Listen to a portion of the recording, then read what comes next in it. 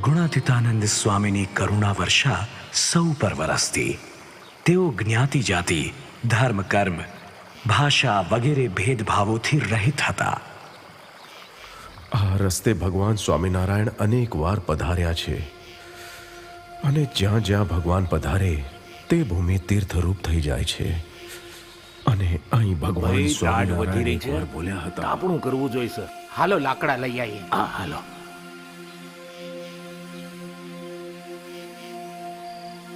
અરે જરા ઉભા રહ્યો તો. એ છોકરા, જંગલમાં અમારા ગુરુજી પધાર્યા છે. તેઓ ઉંમરલાયક છે અને ટાઢ મારી નાખે એવી છે, એટલે એમને તાપણું કરી તપાડવા છે. તો આમાંથી થોડા અમને લાકડા દઈશ? કોણ છે તમારા ગુરુ? જૂનાગઢના જોગી ગુણાતીતાનંદ સ્વામી. એમ? અરે ભાવદીન, બેટા સોય હો રહ્યો છો? અરે એ તો બહુ મોટા ઓલિયા ફકીર છે. જા, તારા બધાય લાકડા એમની હાટું લઈ જા. અરે આપણા તો નસીબ ખુલી ગયા. આવો મૂકો બધાયને ન મળે હો.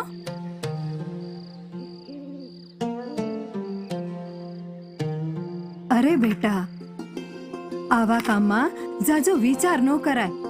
લે, અમારા લાકડાના ભારામાંથી થોડાક લાકડા તું એમની હારું લેતો જા. તારી હારે હારે મને થોડીક દુઆઓ મળી જાય.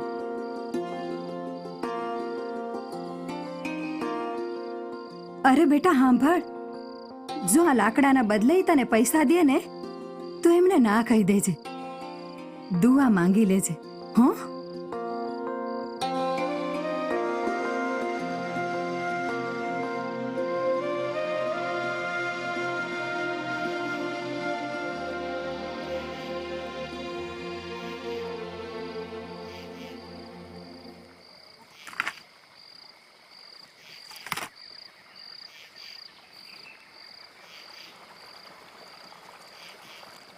બાઉદ્દીન, આલે બેટા પૈસા.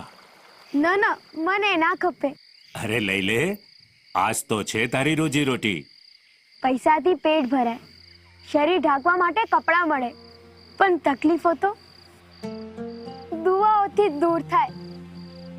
અને હા, મારી અમ્મીએ કીધું છે તમારા પાસેથી પૈસા નહીં, દુઆ લો, કારણ કે તમારા જેવા ફકીરોની દુઆ અમારા બધાએ દુઃખ દૂર કરી દઈએ. બાઉદ્દીન, અમે તારી સેવાથી રાજી થયા છીએ. તે અમારી તકલીફ દૂર કરી છે. ભગવાન તારી બધી તકલીફો દૂર કરશે. હવે તારે લાકડા નહીં કાપવા પડે. ગરીબ નવાઝ તારી ગરીબી દૂર કરશે.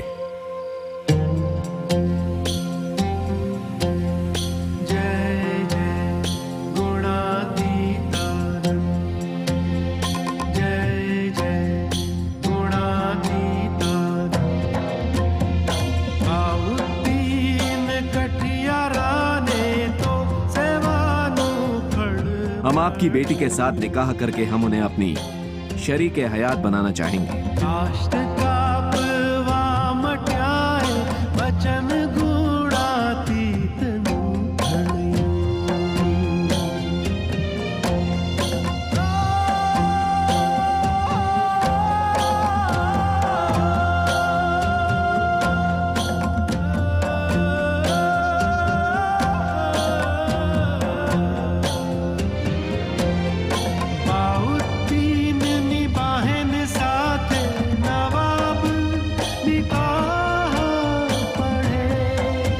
બાઉદ્દીન, અમે તારી સેવાથી રાજી થયા છીએ.